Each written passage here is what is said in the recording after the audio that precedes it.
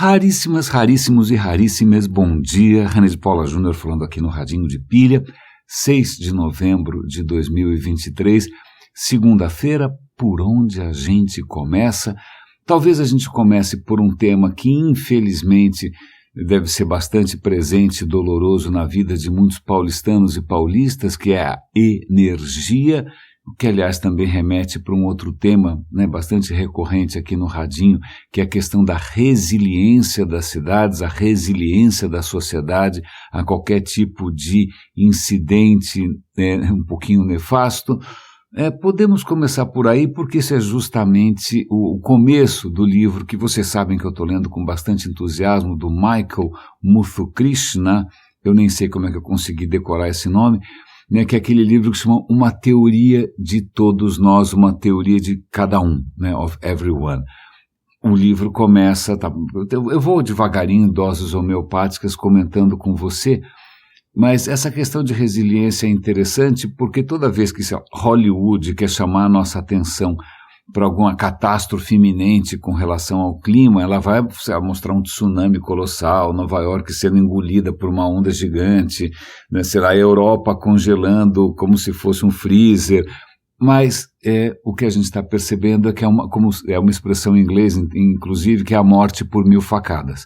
Né, o que a crise climática vem fazendo, é só ver o que aconteceu no Sul, é só ver o que aconteceu agora em São Paulo também, é simplesmente ir testando a nossa capacidade de cair, levantar, com esse tipo de gangorra climática, seca aqui, inundação ali, vendaval ali, aí você mal se recuperou, vem outra, e você mal se recuperou, vem outra.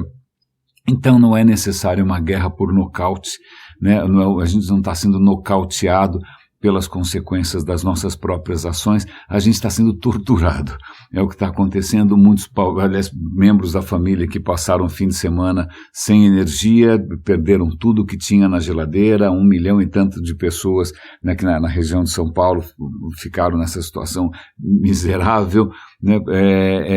Felizmente nós aqui não padecemos tanto, porque, puxa, que sorte, nosso prédio tem gerador, e eu também tinha aqui um estoque bastante razoável de baterias recarregáveis de no-breaks, mas eu lamento se você, infelizmente, pegou, a ponta curta da corda nessa história. Eu espero que a força já tenha voltado aí. Que a força esteja contigo, agora deixa de ser alguma coisa de fãs do Star Wars, que não é meu caso, mas agora passa a ser, né, o desejo para que a Enel, né, conceda a você o benefício da civilização. Nós vamos falar aqui um pouco já que eu estou falando de energia, vamos falar um pouco de clima também, vamos falar um pouco do sol. Esses dias, a previsão do site Weatherboy é um site que mostra previsões do clima, incluindo a previsão do clima solar. Então a previsão do clima solar é de tempestades solares no decorrer do período. Nesse exato momento, a Terra está sendo banhada por uma tempestade solar que vai durar talvez mais 24 horas, não sei, que pode afetar eventualmente satélites, comunicações. O Sol não anda no momento especialmente assim tranquilo, especialmente bem-humorado. Então, veja, estamos aqui sujeitos a flutuações de humor, né, da minha divindade suprema, que é o Sol, que está aqui. Aliás, eu acabei de olhar com muito carinho aqui em cima da minha cabeceira, uma bonequinha da rainha da Inglaterra, que ela fica o dia inteiro, sobretudo o dia inteiro, dando tchauzinho, porque a bolsa dela tem uma célula fotovoltaica. Quando a luz bate na bolsa, a rainha da Inglaterra está dando tchauzinho. É a minha maneira de saber que o universo continua funcionando, que está tudo conectado. Mas vamos lá, essa questão de energia é muito interessante, porque no livro do Michael, como é que chama? Muthukrishna, acho que é isso. Ele está fazendo uma colocação muito legal. Ele está contando desde o início da vida no planeta, as primeiras, sei lá o que, formas de vida, de genética, e aí fotossíntese, depois da fotossíntese, Ok, mas o que é interessante é que durante um bom tempo nesse planeta, a gente esteve limitado à quantidade de energia que a gente conseguia capturar do Sol através das plantas. Ponto. Aliás, vale lembrar que fotossíntese que a gente tem que andar de joelho o dia inteiro agradecendo que em algum momento que a natureza descobriu como fazer isso, a fotossíntese capta quanto da energia que ela recebe do Sol? 3%, 4%? É pouquinho, tá bom? Mas mesmo assim, puxa, é o que move esse planeta. Então, primeiro as plantas descobrem como usar a energia do Sol para crescer, que beleza, né? Outras formas de vida descobrem que elas não precisam pagar esse mico todo, que elas podem dar uma acelerada na história e podem comer a planta, né? Não preciso eu fazer fotossíntese, eu como o raio da planta. Então, aquilo que a planta demorou uma semana para conseguir juntar de energia, então eu vou lá e como, pronto, agora eu tenho uma energia acumulada aqui nos açúcares da planta e eu consigo, né, ter um pouquinho mais de potência, né, minha potência é um pouco mais alta porque eu comi o que a planta ficou acumulando. Mas era isso, um animal come o outro, você tem um certo teto de quanta potência disponível você tem. Então, caso você queira, sei lá, plantar ou cuidar de animais, você depende do seu trabalho físico, que também tem um limite aí de potência, né, porque você comeu. Aliás, é muito interessante esse ponto de vista, porque é legal para a gente reconhecer que tudo que move você, né, aquilo que inclusive costurou cada célulazinha sua, cada proteínazinha sua, toda essa energia foi energia que as plantas acumularam do Sol. Ponto.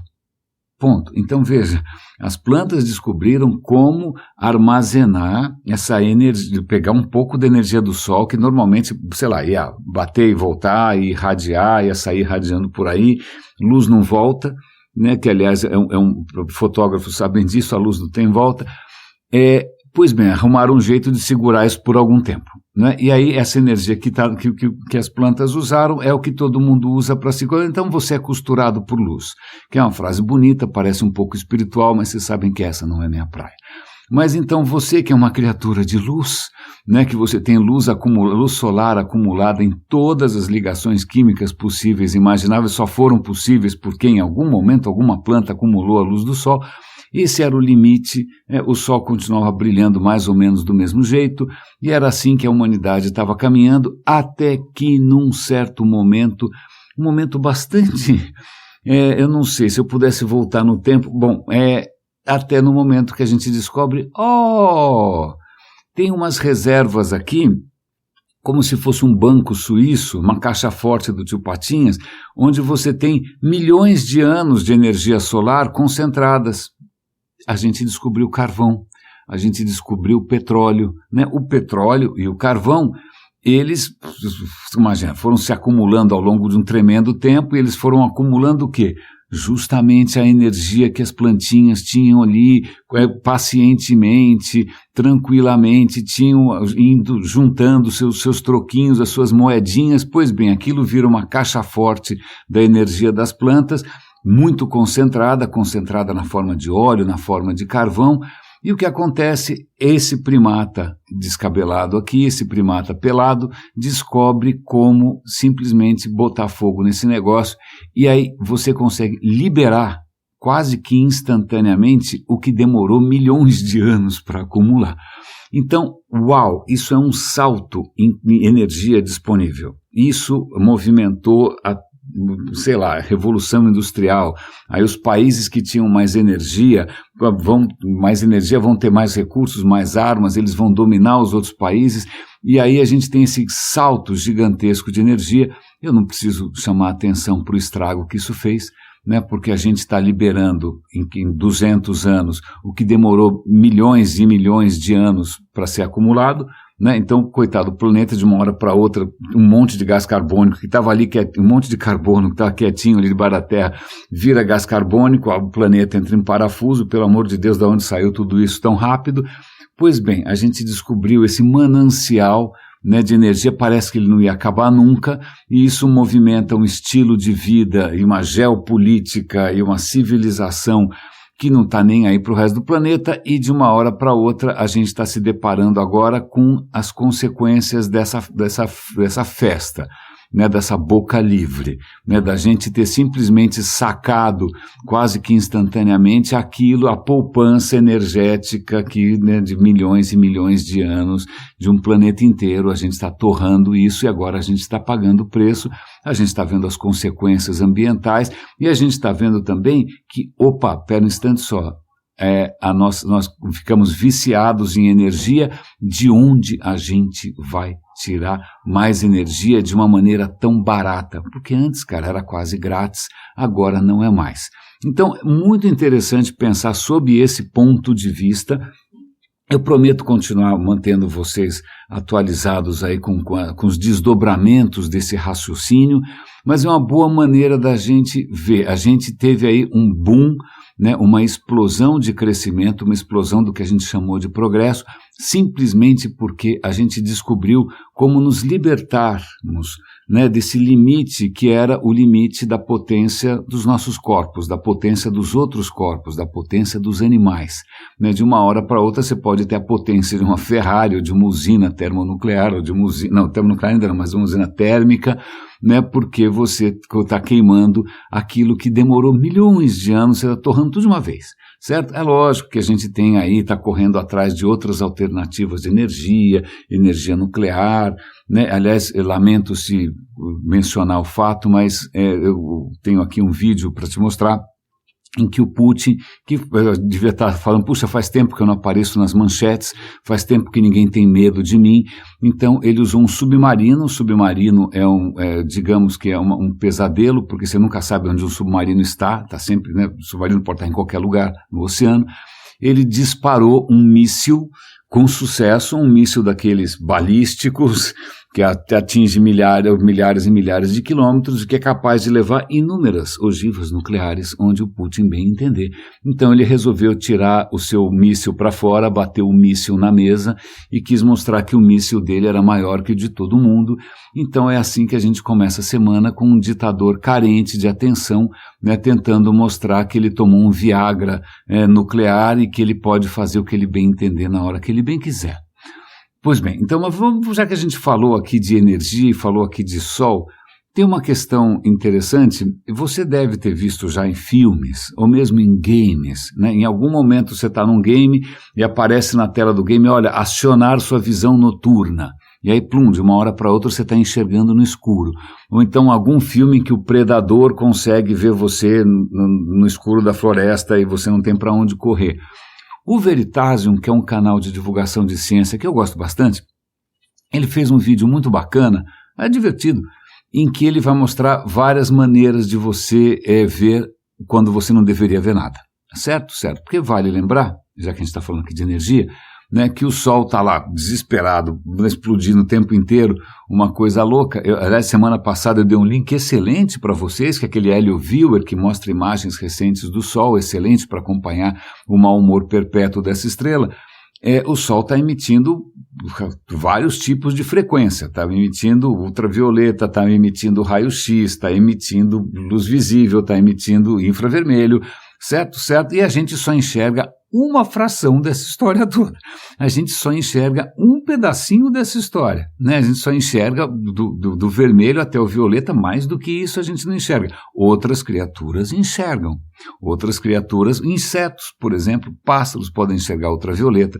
Tem bichinho ali, crustáceos que enxergam luz polarizada. Você nem consegue imaginar como é que é o mundo desses caras, porque eles enxergam coisas que você não enxerga, certo? Mas a gente só enxerga uma fração dessa frequência, dessa salada de frequências, né? A gente só enxerga do vermelho até o violeta, de 700 até 1400 nanômetros, mais ou menos, né, de comprimento de onda. O resto a gente não enxerga nada, a gente é cego, ok? Ok.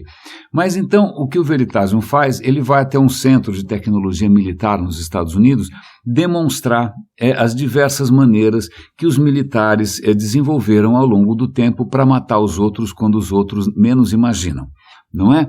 Então, as primeiras maneiras, aliás, se você tem câmera de segurança na sua casa ou no seu prédio, que é praticamente um sine qua non da vida brasileira apavorada, o que acontece, a câmera normalmente ela enxerga de noite, né? Espero que no Airbnb que você alugou não tivesse uma dessas, né? Mas como é que ela enxerga de noite, né? Como é que ela enxerga de noite? É simples, a câmera é sensível a infravermelho. né? E aí o que acontece é uma faixa de infravermelho, né? Uma faixa específica que o olho humano não enxerga mais. Ela é sensível a essa faixa do infravermelho e ela tem em cima dela como se fosse uma lanterna, né? Um farolzinho em infravermelho que você também não enxerga, né? Então ela banha o ambiente com essa luz infravermelha e aí ela consegue enxergar, certo? Certo. É isso que ela faz. Se estiver muito longe, a lanterninha não alcança, ela não enxerga. Certo? Certo. Mas então, ela precisa banhar o ambiente com uma luz que você não enxerga, aí ela consegue enxergar. Tá? Essa é uma maneira de você enxergar à noite que é ativa, ela ilumina a cena. Então, muitos equipamentos para quem vai caçar, ou mesmo os primeiros modelos aí de luz de visão noturna, faziam isso, né? Você tem algum tipo de câmera, né? Em cima dessa câmera tem algum tipo de lanterna, ela ilumina a cena com uma certa faixa de frequência infravermelha, a câmera enxerga isso. Se estiver longe demais, ela não vai enxergar, tá bom? E você vai ver as coisas normalmente em preto e branco, ou alguma coisa parecida com isso, ou em verde. Não é? Então tá legal, esse é o primeiro tipo, certo? Certo, então você vai ver o vídeo, você vai ver isso daí. O segundo tipo é muito interessante, que é completamente diferente, que é ao invés de você banhar a cena com uma luz que ela não tinha, é você tentar amplificar o pouquinho de luz que tem na cena. Vamos imaginar que você está no meio da floresta, que é o que aparece no vídeo, né, banhado pela luz das estrelas, que, desculpe, não banha nada, continua sendo escuro para burro, dá aquela paura, aquele frio na barriga, você não está enxergando nada. Pois bem, tem tecnologias, ele explica relativamente bem, não 100%, porque existem segredos militares aí. O que essa tecnologia faz é aqueles capacetes que tem um monte parece um monte de lunetinha, assim, o cara encaixa no olho, aquele monte de lunetinha, cada uma daquelas custa $40 mil, né? Cada soldado que foi lá atrás do Bin Laden estava com um negócio daqueles de $40 mil na cara. Aquilo não é que tem uma lanterna que ilumina com infravermelho, não. Além do mais, se tivesse uma lanterna que ilumina com infravermelho, o inimigo podia estar usando também um detetor desse infravermelho e você ia parecer um farol, né? E eles iam matar você instantaneamente porque você ia estar iluminado ali que nem sei o quê, né? Então, isso não é uma boa ideia se você estiver numa missão relativamente secreta. Então, o que esses capacetes bacanudos de $40 mil fazem é diferente. Eles contam com algum tipo de luz ambiente, mesmo que seja muito tênue. E o que ele faz e aliás, isso é muito interessante, não é um processo digital, é um processo analógico, é um processo eletrônico. Através de um processo eletrônico, ele consegue amplificar essa luz. A pouca luz existente, ele consegue amplificar. E o resultado é impressionante. A noite vira dia. Ele mesmo que seja luz, se for luz da lua nem se fala, mas se for luz das estrelas, ele consegue multiplicar isso 1000 vezes, é um processo interessantíssimo, quem quiser ver a parte técnica está lá. Então isso é legal porque ele amplifica e você consegue ver no escuro e matar o Bin Laden, ok? Ok, beleza. Então é isso que você muitas vezes num game, você está acionando um desses tipos de device em que de repente a noite vira dia, é tudo de uma cor só, verde, às vezes azul, às vezes branco, mas é isso. Mas aí eu quero chegar no último dispositivo que ele mostra, que quem assistiu aqui, acho que o filme Predador deve lembrar disso, que faz uma coisa um pouco diferente. Porque imagina, se você está amplificando a luz existente, o que acontece se você estiver num lugar que absolutamente não tem luz nenhuma? Você está num porão, você está debaixo da terra, você está numa sala fechada, né? O cara apagou efetivamente todas as luzes. Cara, nessa hora o teu kit de visão noturna morreu. Ele só vai mostrar chuvisco, ele não vai mostrar absolutamente nada. Mas tem um outro truque que é o seguinte, né? Todos nós, você inclusive, emite luz. Você é uma criatura de luz. Não é uma luz visível, né? O que acontece é que toda a matéria, se não estiver no zero absoluto, né, se os elétrons estiverem se mexendo um pouquinho, ela emite radiação infravermelha. Ela emite radiação, na mesma temperatura mais baixa possível, ela emite algo, simplesmente porque os elétrons estão se mexendo. Os elétrons estão indo para lá para cá, os átomos estão se indo para lá, estão pulando de lá para cá, porque temperatura é isso, temperatura é agitação, é o quanto os átomos estão lá fazendo festa. Se os átomos estão fazendo festa, os elétrons emitem radiação infravermelha. Tá bom? E essa radiação é proporcional, a frequência disso é proporcional à temperatura, e a temperatura é proporcional ao movimento. Bom, em suma, né, qualquer coisa minimamente quentinha está brilhando no escuro, e você não enxerga? Como assim você não enxerga? Puxa vida, você não enxerga as coisas brilhando no escuro, mas elas estão brilhando. Eu estou nesse exato momento brilhando, você está brilhando, está todo mundo brilhando, você não enxerga, a menos que você coloque algum tipo de óculos ou algum tipo de aparelho de visão térmica. A visão térmica, o que acontece? Isso é extremamente interessante. Eu, por acaso, nem vou contar porque é uma história meio mirabolante, mas eu comprei uma câmerazinha térmica minúscula, que é do tamanho de um chiclete, é muito pequena, é um bombonzinho, minúscula, pequenininha. O que ela faz? Ela é sensível a essa luminosidade dos corpos que estão quentes. Então, se eu pego a minha câmerazinha térmica agora, eu já vivo fazendo isso, estou me divertindo pra caramba com essa história, mesmo que eu esteja num ambiente absolutamente trancado, absolutamente, assim, para os meus olhos, escuro, eu não consigo dar um passo. Na hora que eu ligo a câmerazinha térmica, ela começa a mostrar os aparelhos que estão ligados. Vamos imaginar que tem ali um no-break, ou a fonte do seu laptop, ou o carregador do seu celular. Essas coisas estão brilhando. Eu estava enxergando isso? Não. O aquecedor da toalha está brilhando. Aparece alguém, a pessoa está irradiante, parecendo, sei lá, um vilão da Marvel. Tudo está irradiando calor o tempo todo, tudo está irradiando luz, só que você não enxerga isso.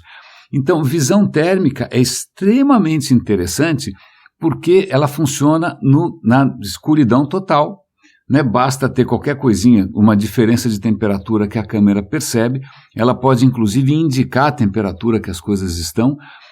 Aliás, eu tenho usado isso aqui direto e reto. Outro dia a gente ligou uma torradeira e ela começou a emitir um certo cheiro esquisito. Eu acionei a câmera, você consegue ver o cabo, onde que está mais quente no cabo, onde que está mais quente na tomada, tudo brilha, né? Você consegue identificar aquilo que é invisível. Eu fico olhando desesperado, falei, cara, o que está mais quente aqui, o que pode estar superaquecendo? Você não sabe, até sair fumaça, claro, né? A hora que você aciona uma câmerazinha dessas fica óbvio, ela vai apontar imediatamente até na parede por onde passa o condutor elétrico, onde passa o condutor elétrico, atrás da parede, aquilo vai estar irradiando, você consegue perceber. Bom, em suma, acabo de mais ou menos traduzir para você um recurso que você deve estar usando em games por aí, para matar o Bin Laden, para matar quem você quiser. Mas eu só chamei a atenção disso porque essa história do quanto a gente irradia de calor e o quanto a gente não vê isso é muito legal para a gente trazer à tona um tema que, aliás, um raríssimo me perguntou esses dias. Falou, puxa, você mencionou tal história no Radinho, eu fui procurar no site do Radinho, o que, aliás, é uma excelente dica para todo mundo. Se vocês quiserem lembrar alguma coisa que eu falei, todos os episódios do Radinho têm todos os links e está tudo publicado no radinhodepilha.com e tem busca. Ponto. Né? Também eu estou divulgando isso tudo no canal do Radinho no Telegram. E também eu criei recentemente, agradeço ao Leocádio aqui pela dica, raríssimo, eu criei um canal no WhatsApp para o Radinho, ele é muito recente, tem raríssimos, não tem quase ninguém, tem uma dúzia de pessoas só ainda, eu não divulguei o suficiente, ou também talvez não seja interessante, mas ali estão todos os links possíveis e imagináveis que eu já enviei, então você pode pesquisar à vontade. E aí, o que o Raríssimo estava perguntando era justamente sobre um conceito que eu acho interessantíssimo, que é emprestar. Ele usa uma palavra que vem do alemão, a palavra se chama Umwelt. Umwelt em alemão significa meio ambiente. Ponto. Significa meio ambiente. Uma questão ambiental é uma questão de Umwelt. Porque o alemão mistura, ele aglutina palavras. Quer dizer em torno, Welt quer dizer mundo. Então, meio ambiente, Umwelt é o mundo em volta de você. Então, mas além dessa questão ambiental, da Mata Atlântica, da Amazônia, né, o que é interessante desse conceito é que cada animal vive num mundo que você não imagina. Então, imagine, por exemplo, um morcego, certo? Um morcego, ele voa à noite no escuro. Como que ele faz isso? Como é que alguém, imagina, no escuro eu não dou nem ando de medo, né? Vou dar uma topada, vou bater minha cabeça, vou me machucar, vou machucar o nariz. Não, o morcego voa. Como é que ele voa? Vendo infravermelho, radiação térmica? Não, ele emite gritos, né, em ultrassom, você sabe disso, e ele consegue construir na cabeça dele um mapa tridimensional, o que você não consegue fazer com essa facilidade, certo? Então veja, a noite que para você é Deus nos acuda, pro morcego é um mapa tridimensional. Não só ele consegue com os gritinhos dele lá fazer um mapa tridimensional, como ele consegue saber mais coisas do que ele conseguiria enxergando. Por exemplo, né, se tem lá uma mariposa dando bobeira, né, a maneira como o som bate e volta numa mariposa pode dar informações se a mariposa é gordinha, se a mariposa é carnudinha e demais coisas que podem ser interessantes para alguém que come mariposas. Certo? Como é que é esse mundo? Você não consegue nem imaginar. Parece, já deve ter visto algum filme do Batman, alguma coisa parecida com isso, ou Demolidor, né? Eles tentando mostrar graficamente como é que é o mundo de alguém que mapeia tudo à sua volta através do som. Né? Mas tem outras questões, você tem, por exemplo, tubarões que percebem os sinais eletromagnéticos perto dele. Você consegue perceber o sinal eletromagnético de alguém? Não, né? Senão, imagina andar de ônibus, ia ser relativamente desconfortável. Né? Então tem criaturas que percebem luz que você não imagina, a cobra sente calor. Então é muito interessante porque a gente fica nessa presunção de que a maneira como nós enxergamos o mundo é o mundo. Não, esse é o nosso mundo, é o mundo que a gente é capaz de ver. Né? O exemplo que o Raríssimo lembrou e que ele estava procurando é de um salão vazio. Imagina que você entra num salão vazio escuro e você fala, cara, isso aqui está escuro, eu não estou vendo nada e parece que está vazio. Né? Para um cão, ok, ele não vai enxergar no escuro, mas ele vai mergulhar num oceano de perfumes e odores e cheiros que ele vai saber o que passou por ali, quanto tempo faz que passou por ali, em que direção que foi, de que direção que veio.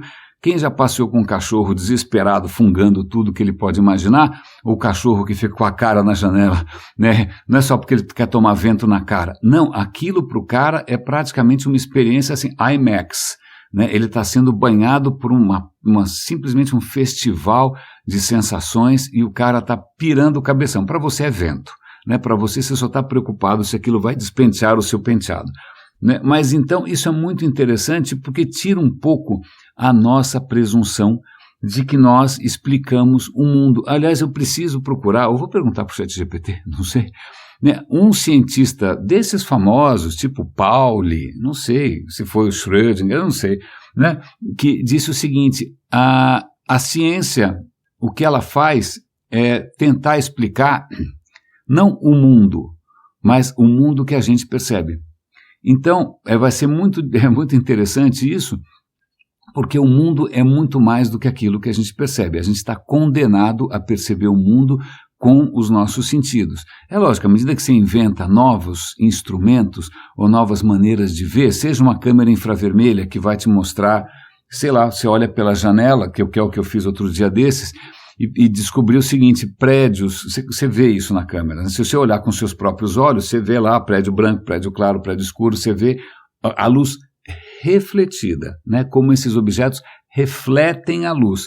Mas se você pega uma câmera térmica, você vai ver a luz emitida. E a luz emitida depende do quê? Da temperatura. E você vai perceber que prédios mais claros, eles são mais frios, porque simplesmente eles não acumulam tanta luz do sol.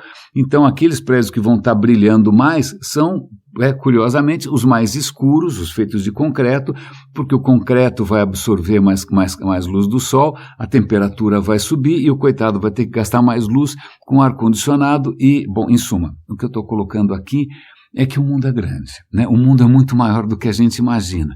Então você olha para o seu cãozinho, tudo bem, ele te olha nos olhos, parece que realmente ele entende você, mas veja, ele vive em outro mundo. Né? O gato vive, por isso que o gato espana, surta, pula, sem mais nem menos, porque ele não está necessariamente habitando o mesmo mundo que você. Eu fico imaginando criaturas que de repente vivem num mundo mais acelerado. sei lá, o cérebro de uma barata funciona numa velocidade altíssima, né? Eles devem achar a gente uma mosca, sei lá, um saco de batata que não se mexe. Né, moscas também, por isso que você não consegue pegar uma mosca, porque para mosca você é uma lesma grande, né, de tão lenta, né, ou então criaturas que de repente viveriam numa escala de tempo, sei lá, esses tubarões que vivem 600 anos, para eles a vida passa em outro ritmo, né, como é que seria ver a vida nossa em outro ritmo? Ufa, é uma grande divagação aqui para de repente a gente simplesmente olhar o nosso mundo com outros olhos. É o que o Radinho tem tentado fazer sistematicamente, né? Não só mostrar, trazer para cá coisas que de repente possam ser curiosas, ou inspiradoras, ou leves, ou bem-humoradas, mas simplesmente fazer com que a gente saia dos nossos vícios de pensamento, que a gente amplie os horizontes. E aí tem uma questão muito curiosa, só para acho que até serve para a gente encerrar o episódio de hoje, a gente pode deixar o resto dos assuntos para amanhã,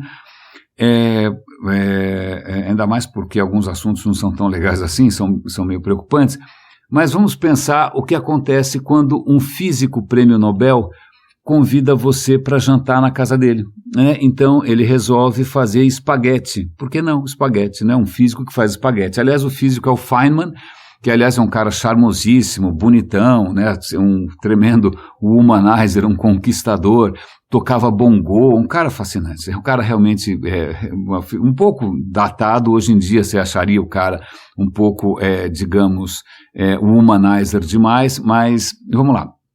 Ele está fazendo espaguete para adicionar ali ao seu charme, além de tudo ele cozinha, e aí ele percebe o seguinte, se você pega um espaguete seco e quebra, pleque, uma coisa estranha acontece, alguma coisa acontece no meu coração. Você pega um espaguete, pleque, acontece uma coisa esquisita. Vamos imaginar que você pega um graveto, se você quebrar, ele quebra no meio. Se você pegar um lápis, se você quebrar, ele quebra no meio. Se você pegar uma vareta de vidro, se você quebrar, bom, ela espatifa. Mas o espaguete, ele nunca quebra no meio. Ele quebra em vários, não é que ele faz uma fraturinha ali, né, no pedaço mais flexionado. Não, ele normalmente quebra, saem voando 2 ou 3 pedaços pequenos. Saem voando, pluf, saem voando assim.